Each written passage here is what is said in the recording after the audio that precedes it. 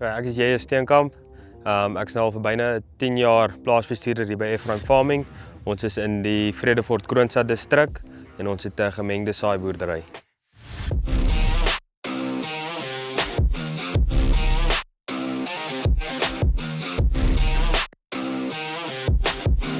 Ek kan julle heeldag besig hou met goeie stories en ondervindings wat ons nou al deur die jare opgedoen het by die tak in Kroonstad. Maar een van die hoofstories wat ek altyd vir mense vertel wat 'n groot impak gehad het op hoekom ons besluit het om heeltemal oor te swaai na die groen masjiene toe, is Milan Joubert wat destyds werkswinkelbestuurder was, het een aand regtig moeite gedoen om vir my 'n produk te kry wat ek gekort het om te kan aanhou stroop.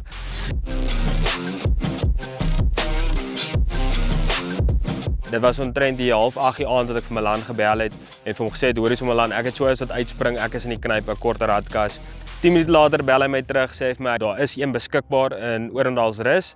Hulle gaan die tak vir my oopsluit dat ek die part kan gaan haal. Ek het die part gaan haal, die volgende oggend ingesit en ek het weer begin stroop.